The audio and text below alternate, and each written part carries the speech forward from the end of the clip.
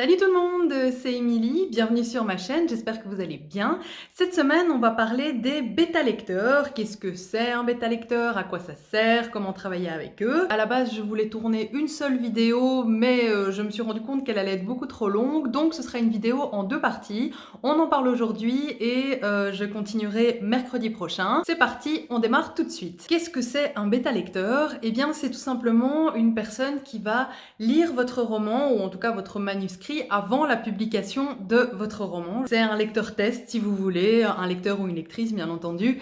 Donc voilà, c'est quelqu'un qui va lire votre manuscrit et vous faire un retour objectif pour vous dire ce qui a été, ce qui n'a pas été, ce qui était sympa, ce qui était un petit peu moins. C'est vraiment une façon d'avoir un feedback, un retour ou un avis sur son roman avant l'étape de la publication. Je précise tout de suite une chose, un bêta-lecteur n'est pas un correcteur. C'est-à-dire que le rôle du bêta-lecteur n'est pas de faire une correction orthographique ou vérifier la grammaire, la syntaxe, etc. Ça, c'est le rôle d'un correcteur en tant que tel, c'est pas le rôle des bêta-lecteurs.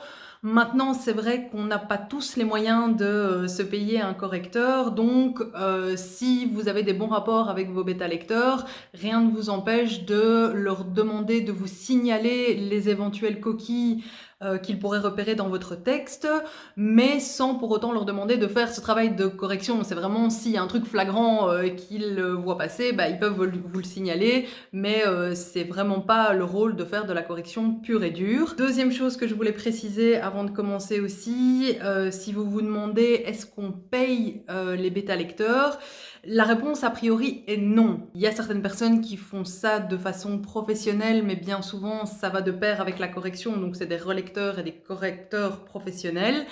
Il y a quelques personnes qui font juste de la bêta-lecture en demandant à être payées, mais voilà, c'est plutôt soit des amis auteurs ou pas, hein, on peut avoir des inconnus aussi, on y reviendra.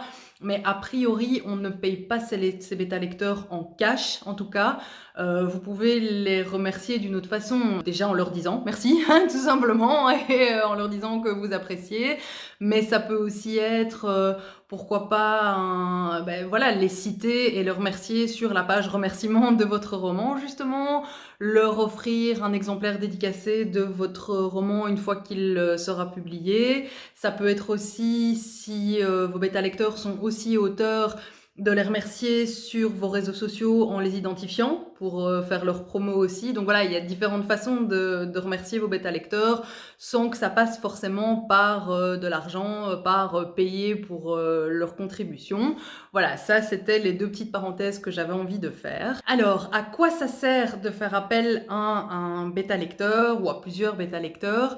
Tout simplement, ça nous aide parce que quand on a travaillé pendant des mois et des mois, voire des années sur un texte, sur une histoire, on n'a plus le recul nécessaire. On la connaît par cœur, on a l'impression que tout est clair, que tout est cohérent puisque c'est nous qui avons écrit l'histoire, mais c'est pas forcément le cas pour un œil externe, un lecteur en l'occurrence externe, et donc le fait de faire appel à ces bêta-lecteurs vous donnera ce regard de lecteur, voilà, c'est pour ça que c'est pas pour rien que ça s'appelle des bêta-lecteurs, ça vous donnera ce regard de lecteur qui découvre votre roman pour la première fois et qui vous aidera peut-être à repérer les incohérences ou les choses qui sont moins claires ou un peu plus faibles, on va dire, qui manquent peut-être d'intérêt, qui manquent d'intrigue ou un personnage qui n'est pas assez développé. C'est vraiment le regard extérieur pour vous aider à améliorer votre manuscrit parce que oui, le bêta-lecteur est là pour ça aussi, c'est vous aider à améliorer votre manuscrit avant la phase de publication. Point suivant, à qui faire appel pour être votre bêta-lecteur? Alors, par rapport à ça, je tiens quand même à préciser deux choses. À mon sens, ce n'est pas nous qui choisissons nos bêta-lecteurs, ce sont nos bêta-lecteurs qui nous choisissent. Tout simplement parce que vous pouvez très bien demander à 50 personnes d'être votre bêta-lecteur ou votre bêta-lectrice. Si personne n'accepte, eh ben vous vous retrouvez sans bêta-lecteur. Donc pour moi, c'est pas forcément nous qui choisissons nos bêta-lecteurs, c'est vraiment l'inverse. La deuxième chose, c'est est-ce qu'il faut faire appel à nos proches ou pas pour être nos bêta-lecteurs? Il y a du pour, il y a du contre, il y a des gens qui sont vraiment en faveur et d'autres, c'est absolument inconcevable de demander à leurs proches. Pourquoi? Généralement, on dit que c'est parce que nos proches ne sont pas assez objectifs. Ils nous aiment, ils ont envie de nous voir réussir, ils ont peut-être peur de nous blesser par leurs remarques ou par leurs critiques, donc ils vont peut-être pas être aussi honnêtes que quelqu'un qui nous connaît pas.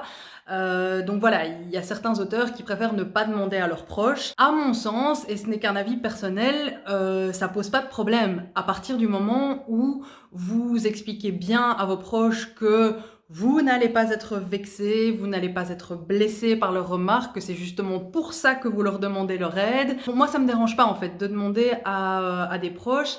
Après, c'est vrai que je vois plutôt les proches comme des alpha lecteurs, on va dire. C'est l'étape encore avant les bêta lecteurs. C'est peut-être ceux à qui on va demander un retour, même en cours d'écriture, en envoyant des chapitres qui sont même pas finis, même pas complets ou quoi, mais pour avoir un premier retour, par exemple. Et d'ailleurs, il peut même y avoir un intérêt et un inconvénient. C'est un peu à double tranchant à demander à vos proches. J'ai une de mes meilleures amies et ma sœur qui m'ont fait la même remarque. Elles m'ont dit toutes les deux, ce qu'il y a, c'est que comme je te connais, je t'entends parler en lisant ce que tu as écrit, je t'entends dans ma tête, j'entends l'intonation que tu as mis, presque l'intention que tu avais derrière les mots. Donc ça peut être un avantage et ça peut être un inconvénient. Ça peut être un inconvénient parce que quelqu'un qui ne vous connaît pas n'aura pas cette même intonation comme ça dans sa tête que vous avez pu mettre dans votre écriture. Et donc, quelque chose qu'un proche aura compris directement parce qu'il aura compris l'intonation que vous mettez derrière et presque l'intention que vous mettez derrière.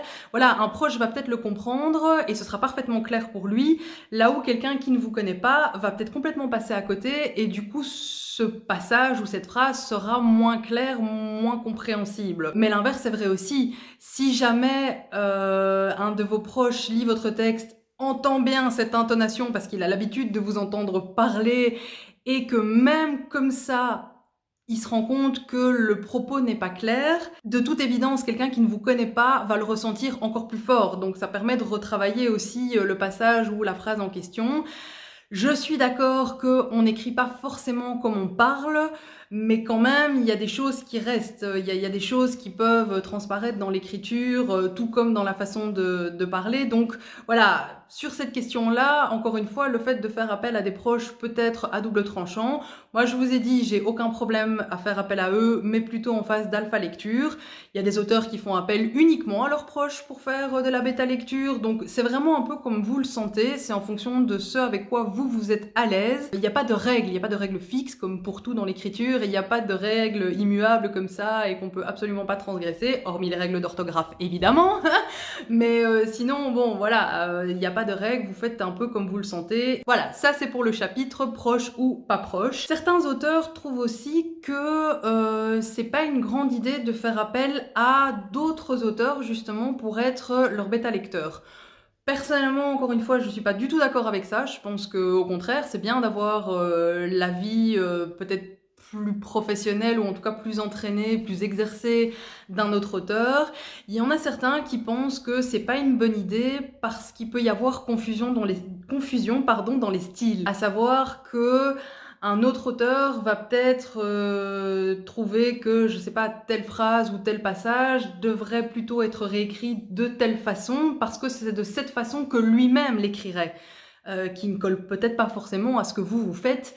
Donc voilà, c'est la raison pour laquelle il y a certains auteurs qui ne font pas appel à d'autres auteurs pour être leur bêta lecteur. Pour moi, c'est pas dérangeant, encore une fois, c'est en fonction de ce que vous décidez et ce que vous préférez. Quoi qu'il en soit, ne faites pas l'erreur de demander à quelqu'un que vous ne connaissez absolument pas d'être votre bêta lecteur. Alors, je sais, j'ai dit qu'il y a des gens qui font ça de façon professionnelle, et ça c'est encore autre chose. Mais si par exemple vous voulez demander justement à d'autres auteurs ou même à des lecteurs, peu importe, et que vous le faites via les réseaux sociaux, le fait de demander à quelqu'un d'être votre bêta lecteur si vous n'avez jamais même échangé 2 phrases avec cette personne, c'est pas l'idéal. Franchement, c'est pas l'idéal. Et si je vous le dis, c'est parce que ça m'est arrivé sur Instagram. Et ça, c'est d'ailleurs le deuxième point auquel je voulais en venir par rapport à ça, c'est que non seulement c'est pas l'idéal de demander à quelqu'un que vous ne connaissez pas d'être votre bêta lecteur, c'est encore moins idéal de vous énerver si jamais la personne refuse. Ça, c'est valable, peu importe à qui vous demandez, hein. Soyez toujours courtois, poli, on est dans la bienveillance en permanence, hein. Il faut pas commencer à s'énerver. On essaye de demander ça à des gens qu'on connaît un minimum, ou en tout cas avec qui on a discuté un minimum, et on reste poli et courtois dans cette démarche. Et ça va d'ailleurs dans l'autre sens. En tant que bêta lecteur, le mot-clé, c'est vraiment limite, c'est la seule règle sacro-sainte, c'est la bienveillance. C'est toujours être bienveillant, toujours être constructif. C'est d'ailleurs mon point suivant. Qu'est-ce qui fait un bon bêta lecteur? Eh bien, c'est ça. C'est quelqu'un qui va pouvoir être constructif, qui va pas se contenter de vous dire j'aime pas. Non, c'est pas ça un bêta lecteur. Il faut quelqu'un qui aime discuter littérature, ou qui aime discuter en tout cas de ses lectures, et qui est capable de vous faire un feedback construit et constructif, de vous dire ok, ça j'ai bien aimé parce que ceci, parce que cela, ça j'ai moins aimé parce que ceci, parce que cela, ce personnage là je trouve qu'il n'est pas assez développé, cette description là je la vois pas, c'est pas assez vivant à mon goût. Il faut des gens qui vont pouvoir être vraiment pas une force de proposition, parce que c'est pas forcément à eux de faire des suggestions sur comment améliorer le texte, mais en tout cas qui pourront vous dire de façon plus ou moins détaillée, en fonction de ce que vous leur demandez aussi, ce qui va ou ce qui va pas. Un bêta lecteur qui vous dit ton roman c'est de la merde, c'est pas un bon bêta lecteur, et vous devez pas hésiter à arrêter de travailler avec lui, parce que franchement là il sert à rien, il est non seulement pas constructif, mais en plus de ça il est pas bienveillant. Donc clairement zappez-le et trouvez quelqu'un d'autre, ça vaut pas la peine de perdre votre temps avec lui. Ça doit rester quelque chose de poli, respectueux, courtois et voilà, bienveillant, constructif. Franchement, je me répète, mais c'est parce que je sais, il n'y a pas d'autre façon de le dire, c'est vraiment ça. Alors, il y a aussi une autre question par rapport à qu'est-ce qui fait un bon bêta lecteur, c'est est-ce qu'il faut choisir uniquement des gens qui lisent le genre dans lequel vous écrivez ou pas. Là aussi, il y a du pour et il y a du contre, hein. C'est un peu selon ce que vous décidez. A priori, c'est vrai qu'on conseille de prendre des lecteurs qui apprécient le genre qu'on écrit. Si vous écrivez une super histoire de science-fiction avec des zombies aliens qui attaquent la planète, bon ouais, effectivement, c'est peut-être mieux d'avoir quelqu'un qui apprécie lire de la science-fiction et qui pourra aussi vous dire « Tiens, ton roman, il fait un peu trop penser à… » tel ou tel roman. Je dis pas que vous allez plagier, le plagiat c'est mal, hein, on le sait, mais on est malgré nous influencé par tout ce qu'on a lu, donc parfois on n'est pas à l'abri de inconsciemment avoir remis des éléments qui ressemblent très fort à quelque chose qu'on a lu il y a 15 ans, et donc quelqu'un qui est fan de ce genre et qui a lu plein de bouquins pourra vous dire « Tiens, ton truc il me fait penser, mais un peu trop, à tel machin », mais l'inverse est vrai aussi. C'est-à-dire que si vous avez écrit cette fameuse histoire de zombie extraterrestre qui va venir attaquer la Terre, hein, si vous la faites lire à quelqu'un qui déteste la science-fiction, mais qui, pour une raison ou une autre, a accepté de bêta-lire votre roman, et que cette personne finit par apprécier votre histoire et l'adore, c'est quand même bon signe. Donc voilà, encore une fois, ça peut être à double tranchant, cette question de est-ce qu'il faut quelqu'un qui a l'habitude de lire ce genre-là ou pas. Les deux sont valables. Comme je disais, on a plus tendance à favoriser en tout cas les bêta-lecteurs qui préfèrent le genre dans lequel on écrit, mais ça peut être utile aussi d'essayer quelqu'un qui n'aime pas du tout ce genre-là. Ça, c'est vraiment en fonction de ce que vous préférez. Voilà, on passe enfin au dernier point, en tout cas pour cette vidéo-ci, à savoir combien de bêta-lecteurs est-ce que vous devez avoir. Alors là, c'est pareil, il n'y a pas de règle. Je serais tentée de dire au plus vous en avez, au mieux c'est. Je dirais que tout dépend en fait du style d'histoire que vous écrivez. Si vous avez un univers qui est extrêmement riche, extrêmement complexe, c'est bien d'avoir un maximum de retours de différents bêta-lecteurs pour être sûr que tout tient la route, que votre univers super riche, super complexe, super développé, il est cohérent, qu'il n'y a pas des choses qui un jour étaient rouges et puis sont vertes le lendemain matin, ou un mec qui avait, je sais pas, le bras gauche amputé et puis 4 chapitres plus loin il a le bras droit amputé. Au plus votre histoire est riche et complexe, au Au mieux, c'est en tout cas d'avoir un maximum de bêta lecteurs pour être sûr que tout tienne la route, qu'il n'y ait pas d'incohérence, qu'il n'y ait pas de trous dans l'histoire, que vos personnages soient suffisamment développés. Mais de là à mettre un nombre précis, c'est compliqué. Il y a certains auteurs qui ont 5 bêta lecteurs, il y en a qui en ont 10, j'en ai même entendu une dire qu'elle en avait 50, donc franchement, voilà, c'est énorme. Tout dépend de votre histoire, tout dépend de ce avec quoi vous êtes le plus à l'aise, et tout dépend aussi de ce que vous pouvez gérer, parce que de votre côté, vous aurez aussi du boulot à fournir pendant cette phase de bêta lecture, et c'est d'ailleurs de ça qu'on va parler dans la vidéo de la semaine prochaine. Donc n'hésitez pas à revenir mercredi prochain sur cette chaîne pour avoir la suite de cette vidéo sur la bêta lecture. N'hésitez pas aussi, si jamais c'est pas encore le cas, à vous abonner et à cliquer sur la petite cloche pour activer les notifications, comme ça vous serez averti dès que la vidéo sera disponible mercredi prochain. Voilà, à mercredi prochain, salut!